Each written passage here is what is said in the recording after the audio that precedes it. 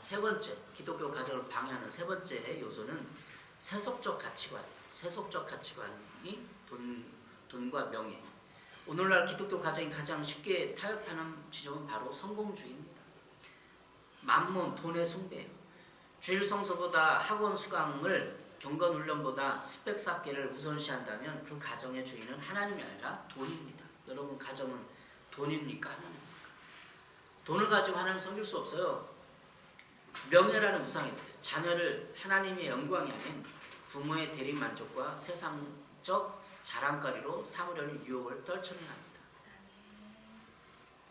기독교 가정의 핵심은 우리가 다 하나님의 영광을 위해서 사는 거예요. 근데 좋은 직업을 가지려고, 좋은 학교를 가려고, 내가 부모로서 만족하지 못한 대리만족을 시키려고 성공주의로 계속 가잖아요. 돈으로 가잖아요. 명예라는 것을 가잖아요. 기독교 가정이 될 수 없다. 기독교 가정은 돈과 명예가 아니라 예수 그리스도예요.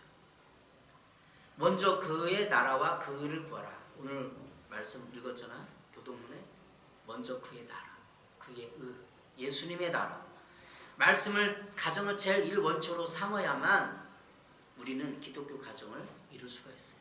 경제적 풍요보다 영적인 풍성함이 진정한 복임을 우리는 스스로 살아보고 가르칠 수 있어야 돼요.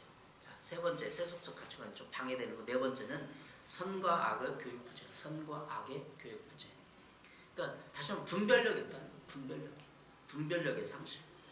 마지막 방해 요소는 마땅히 가르쳐야 할 영적 기준을 가르치지 않는 무관심입니다. 세상은 내가 좋은 게 좋은 것이라고 말합니다. 그러나 기독교 가정은 절대적인 하나님의 법, 성경적 선, 악의 기준을 제시합니다.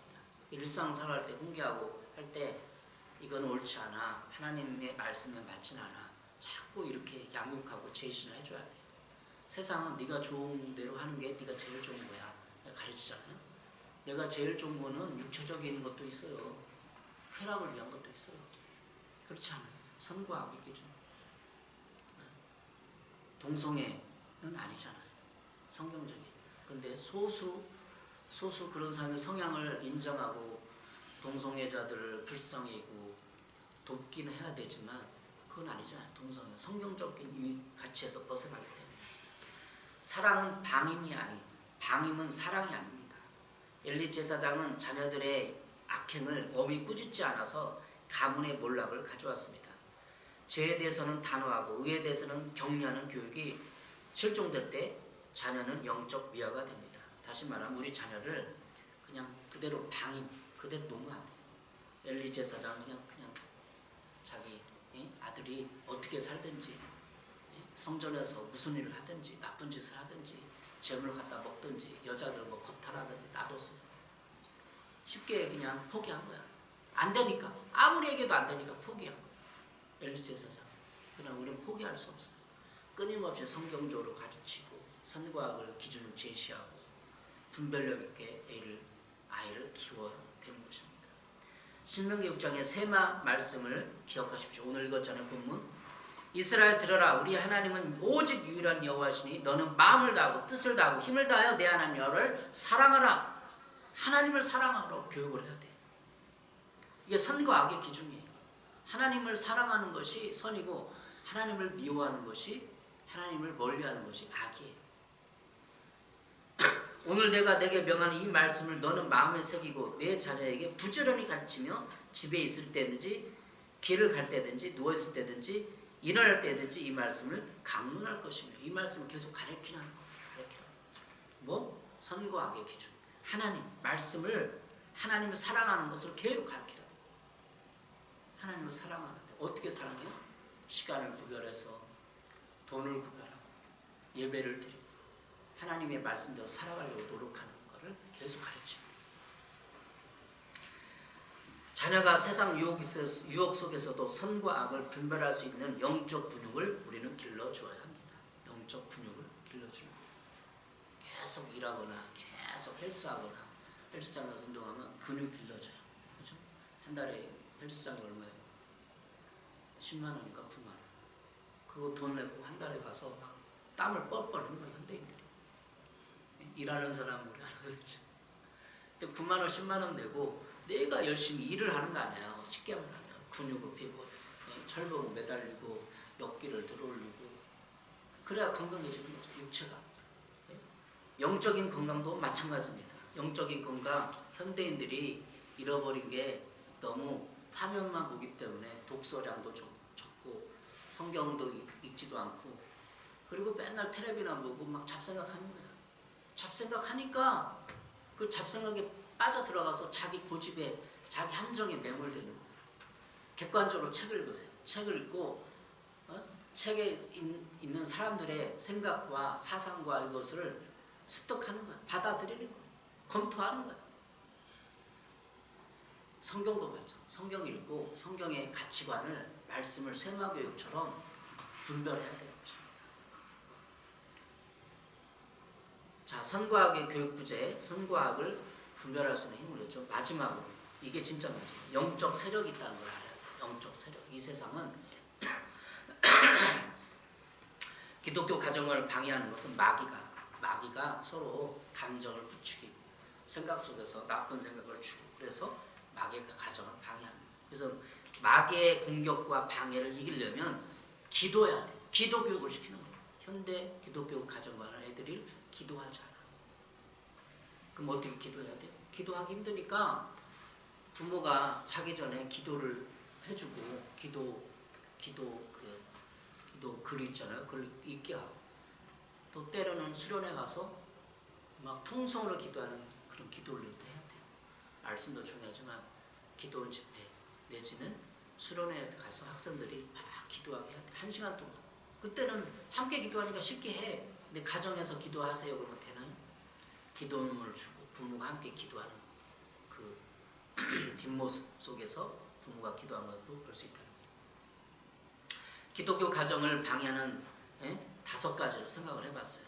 자, 이것을 뛰어넘으면 기독교 가정이 되는 거예요. 우리가 구약에서 이거를 5가지를 핵심적으로 추락하면은 이런 겁니다. 권위주를 버리고 권위를 세우라. 한마디로 말합니다. 오늘은 많은 부모가 권위를 잃어버린 채 권위주의로 아이를 누리려고 합니다. 구약 성경에는 하나님은 이스라엘 백성에게 끊임없이 말씀했습니다.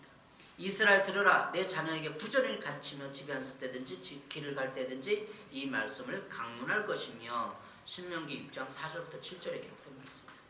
여기서 중요한 것은 어떻게 가르치냐입니다. 실제라고 했죠. 오늘은 실제. 권위주의하고 권위가 있어요. 권위주의자는 권력과 이력으로 자녀를 누릅니다. 엄마 성격 몰라! 시키는 대로 해! 이 뱀의 소리를 내요. 저도 좀 우리 아이가 어렸을 때 몇 번 했어요. 유치원 때 이렇게 좀 했어요. 근데 왜 이게 뱀의 소리? 엄마 성격 몰라! 하고 막 하는 이거를 유튜브에서 김창옥 선생님이 강의를 들었어요. 그래서 제가 요약을 한 거예요. 김창옥 선생님이 이렇게 얘기했더라고요. 뱀의 소리 낸다고. 네. 뱀의 소리 강압적으로 하는 것은 아이의 자존감을 무너뜨립니다. 반면 성경적 권위는 권면과 이루가 통하는 상태입니다. 부모의 말이라면 내가 들어볼게 라고 아이가 마음을 여는 것이 진짜 권위입니다. 엄마의 말이라면 제가 한번 생각해 볼게요. 이게 진짜 부모의 권위를 엄마의 권위를 인정하는 거예요.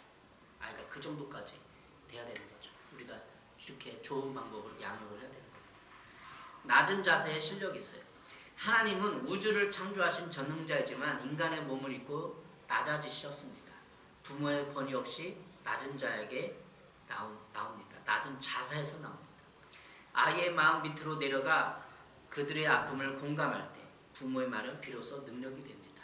우리 아이가 좀 늦는 편이에요. 근데 왜 이렇게 늦게 하냐? 뭔가 몸이 힘들진 않니? 야, 오늘 어떤 이렇게 몸이 막 이렇게 힘드냐? 물어봐요. 처음부터 막 강하지 말고. 그렇게 물어보고 공감하면 아이가 마음을 열고 엄마 학교에서 뭐 이렇게 채우고 있었는데 너무 이렇게 힘들어요. 그 얘기를 할 거란 말이죠. 그러면 공감이 되는 부모. 낮은 자세로 낮은 자세의 실력이 필요하다. 그러니까 말씀으로 창조된 세계가 있다는 걸 알려줘야 돼요. 하나님 말씀으로 세상을 창조하셨듯 부모가 자녀에게 하는 말은 아이의 자존감이라는 세계를 창조합니다. 그게 아이를 판단하지 마세요. 가볍게 판단하지 마시고 자존감을 세워주세요. 아멘. Are you okay? 미국 사람들은 항상 물어봐요. Are you okay? 아이랑 대화하고 뭐 할 때 전화하고 하세요. Are you okay? Are you okay? 계속 물어. 괜찮아? Are you okay가 괜찮죠? 괜찮아 아니죠? 예? 라고 묻는 구문의 말 한마디가 아이의 트라우마를 축복으로 발전시킵니다. 왜 못했어가 아니라 Are you okay? 괜찮아? 처음부터 몸 상태는 어때? 예, 물어보라는 거죠. 자, 또 두 번째 신약의 원리가 있어요. 성경 통틀어서 가정관의 신학의 원리. 부부의 친밀함이 자녀의 반석이다.